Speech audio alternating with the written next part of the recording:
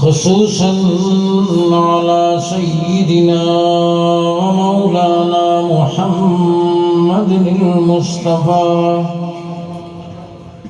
وعلى آله وأصحابه أجمعين أولي الصدق والصفاء.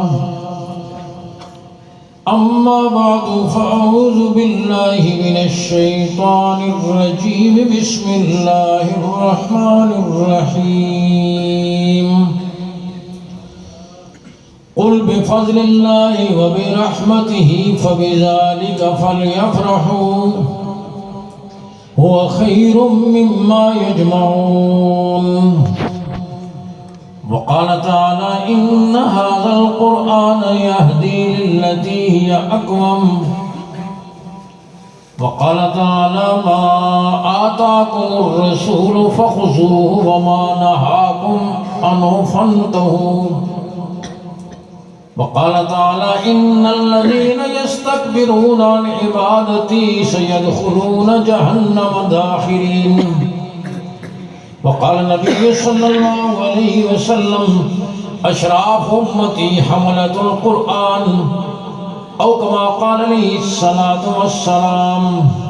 وقال النبي صلى الله عليه وسلم تركت فيكم أمرين لن تضلوا ما تمسكتم بهما كتاب الله وسنة رسولي. وفي رواية قال أتلوا عليها بالنواجذ. اللهم صل على محمد وعلى آل محمد كما صليت على إبراهيم وعلى آل إبراهيم إنك حميد مجيد. اللهم بارك على محمد وعلى آل محمد كما باركت على إبراهيم وعلى آل إبراهيم إنك حميد مجيد. سارے حضرات محبت اور شوق سے درود شریف پڑھ لیں. اللہم صلی علی محمد.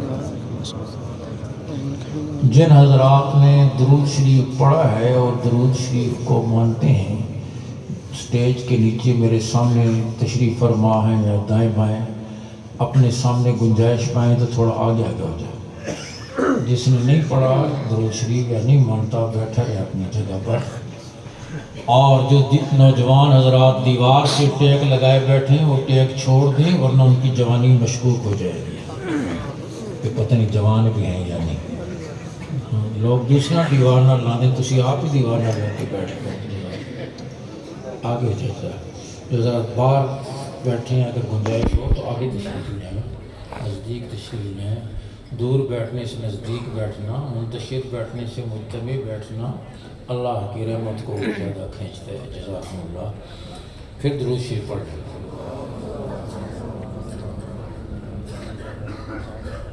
قابل صد اکرام و تکریم حضرات علماء کرام, میزبان محترم, اس گلشن کی بہاروں کے نگہباں, پیکر اخلاص حضرت مولانا مفتی عبدالبصیر صاحب دامت فیضہم, عزیز مکرم فاضل نوجوان استاذ العلماء حضرت مولانا یعقوب طارق صاحب, فاضل نوجوان حضرت مولانا سعید احمد صاحب, حضرت مولانا محمد عثمان اسلم صاحب دامت برکاتہم, دیگر علماء کرام, قراء اعظام, معززین علاقہ, میرے واجب الاحترام بزرگوں, بھائیوں, عزیزوں, میں شکر گزار ہوں میزبان محترم حضرت مولانا مفتی عبدالبصیر صاحب دامت برکاتہم, اپنے میزبان عزیز مکرم جناب طارق صاحب, میرے بھائیوں جیسے دوستوں جیسے بھائی جناب امجد صاحب, اور آپ تمام حضرات کا کہ آپ نے اپنی زیارت اور ملاقات کا موقع عنایت فرمایا. آپ حضرات کافی دیر سے تشریف فرما ہیں, آپ تشریف فرما ہیں, اور میں کافی دیر سے نہیں بلکہ ظہر کے بعد سے سفر میں ہوں. زور کے بعد تلگنگ پروگرام تھا. مجھ سے غلطی ہوئی کہ میں نے 12 کو بھی وقت دیا ہوا تھا لیکن میرے ذہن میں نہیں تھا. حضرت مفتی صاحب نے جب حکم فرمایا تو میں نے کہا ٹھیک ہے تلگنگ سے میں کھوڑ آ جاؤں گا. بعد میں جب 12 کو والوں نے رابطہ کیا میں نے کہا وقت تو دیا ہوا تھا.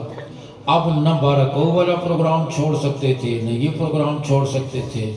تو میں تلگنگ سے پھر سیدھا مغرب کے بعد 7 بجے میں وہاں پہنچا 12 کو میں. 12 کو میں بیان کر کے پھر آپ کے ہاں پہنچا. اور آپ کے ہاں پہنچنا آپ کو اندازہ ہے کہ فتح جنگ سے آگے یہاں تک پھر کیسے آگے پہنچتا ہے. اللہ رب العزت نے یہاں پہنچا دیا. آج آپ کے اس ادارے سے میں زیادہ لمبی بات نہیں کروں گا لیکن جو ضروری کرنی ہے وہ کروں گا انشاءاللہ. آپ حضرات مجھ سے زیادہ تھکے ہوئے نہیں ہیں. جب میں بیٹھ سکتا ہوں تو آپ بھی بیٹھ سکتے ہیں جب تک میں بیٹھوں گا. اور آپ پوری توجہ سے کتنے طلبہ کی دستر بنی؟ 9 ماشاءاللہ. آپ کے اس علاقے کی یہ عظیم اور معیاری دینی درسگاہ سے الحمدللہ آج 9 خوش قسمت بچوں کے سینوں میں اللہ نے اپنی لاریب کتاب محفوظ کر دی. ابھی ظہر کے بعد میں تلگنگ میں تھا تو 63 بچوں اور بچیاں وہ تھیں. 45 بچے اور بچیوں کا حفظ قرآن مکمل ہوا اور باقی بچیاں کسی نے دور حدیث مکمل کیا, کچھ بچوں نے مشکات شریف پڑھی. ابھی میں 12 کو سے آ رہا ہوں تو وہاں 44 بچوں کا حفظ قرآن مکمل ہوا. اور کئی مہینوں سے میں پروگراموں میں ہوں مسلسل, کہیں 10 کہیں 20 کہیں 50 کہیں 100 کہیں 200. 2 دسمبر دارالقرآن فیصل آباد جانا ہوا تو 1000 بچوں اور بچیوں کی دستار بندی ہوئی. کہنے کا مقصد یہ ہے کہ الحمدللہ یہ علماء اور مدارس ہر قسم کے حالات میں قوم کی دینی ضرورت کو پورا کر رہے ہیں. انہوں نے کسی حال میں بھی قوم کا رشتہ قرآن سے کلمے سے ٹوٹنے نہیں دیا. 1992 کا سیلاب ہو, 2005 کا زلزلہ ہو یا موجودہ کرونا کے حالات ہوں, الحمدللہ ان مدارس نے علماء نے قوم کی دینی ضرورت کو پورا کیا. اس لیے میں کہتا ہوں کہ مدرسہ سدا بہار ہے, مدرسے پر کبھی خزاں بولو. مدرسہ کل بھی جوان تھا, آج بھی جوان ہے, آئندہ بھی جوان رہے گا. کورونا کی وبا آئی. کورونا کی وبا کے دوران آپ نے دیکھا ہوگا دفتر جزوی یا کلی طور پر بند رہے, کارخانے بند رہے, ملیں بند رہیں, سکول بند رہے, کالج بند رہے, یونیورسٹیاں بند رہیں. مدرسہ کل بھی کھلا تھا, آج بھی کھلا اور قیامت تک کھلا رہے گا انشاءاللہ. آپ کہیں گے جب سب کچھ بند رہا تو مدرسے کو کون سے سرخاب کے پر لگے ہوئے ہیں, یہ مدرسہ کھلا رہا. میں عرض کرتا ہوں آپ نے غور کیا ہوگا حکومت نے لاک ڈاؤن کے دوران اعلان کیا جان بچانے والی ادویات کی دکانیں اور میڈیکل سٹور کھلے رہیں گے, غذا فراہم کرنے والے ہوٹل اور سٹور کھلے رہیں گے. انہوں نے فیصلہ کیا جان بچانے والی ادویات کی دکانیں کھلی رہیں گی. رب نے فیصلہ کیا ایمان بچانے والے ادارے بھی کھلے رہیں گے. انہوں نے فیصلہ کیا انسانی غذا فراہم کرنے والے سٹور اور مراکز کھلے رہیں گے. رب نے فیصلہ کیا ایمانی, قرآنی, روحانی, اخروی غذا فراہم کرنے والے مدارس بھی کھلے رہیں گے. چنانچہ مدرسہ کھلا رہا.